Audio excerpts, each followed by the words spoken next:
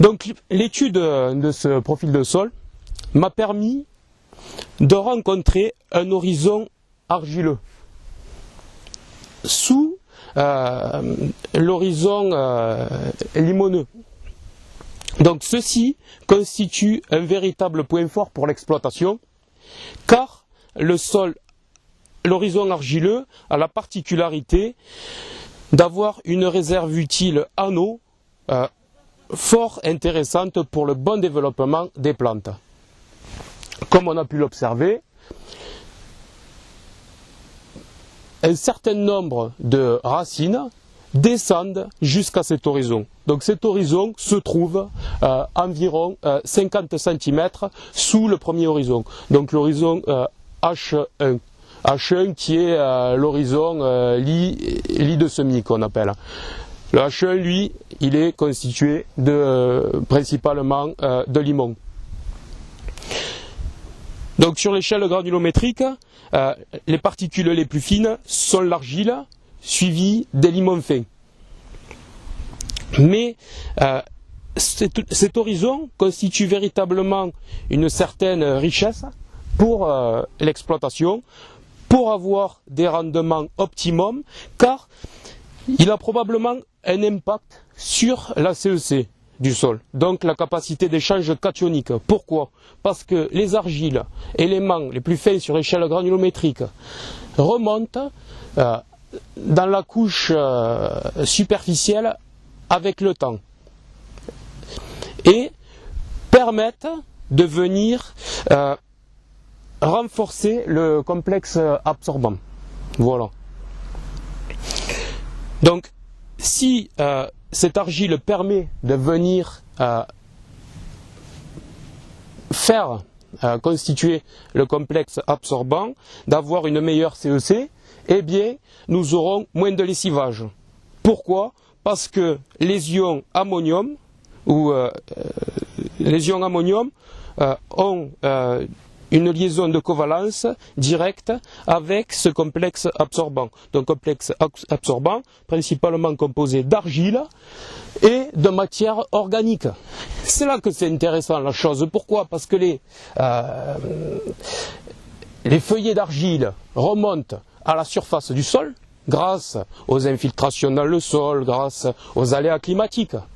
Et la matière organique, elle descend. Elle descend pour se minéraliser. Ceci se croise ici dans ce profil H1 qui est travaillé par les outils du sol, les outils agraires. C'est aussi le profil principalement exploité par le système racinaire. C'est ici que tout se joue. C'est ici qu'on commence réellement à optimiser nos rendements. Mais il est intéressant de faire le point avec l'environnement. L'environnement, si je ne retourne plus ou si je retourne moins mes sols, sur l'exploitation du lycée, on est en agriculture de conservation des sols, donc on ne les retourne plus, on les travaille de façon superficielle, de préférence grâce à des couverts végétaux qui vont venir en un constituer de la matière organique, mais aussi en deux, grâce à leur système racinaire, venir travailler le sol. Chose intéressante aussi, si on fait travailler le sol par les couverts végétaux, nous allons diminuer nos émissions de gaz à effet de serre, mais aussi l'émission de métaux lourds.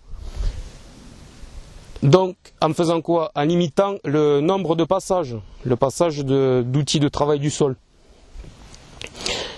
Ceci est vraiment intéressant de constater sur ce profil de sol.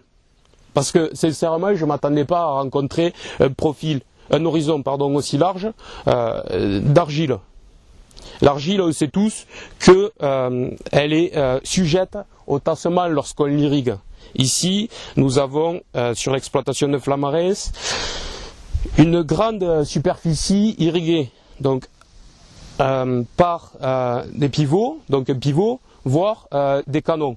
Donc, en ce qui concerne le pivot, c'est une méthode plus douce, dite d'aspersion. Ce qui concerne le canon est une méthode un peu plus violente, qui vient tasser l'argile. Et ici, ce que l'on a vraiment d'intéressant, c'est le fait d'avoir cet horizon argileux, ici, recouvert d'une couche de limon. La couche de limon, on peut constater qu'elle se prête bien au semi-direct, au TCS, donc agriculture de conservation des sols, mais qui est assez malléable lorsque l'on pratique l'irrigation. Après, ce qui est intéressant de regarder dans un second temps, c'est qu'on se trouve sur les premières terrasses de la goutte.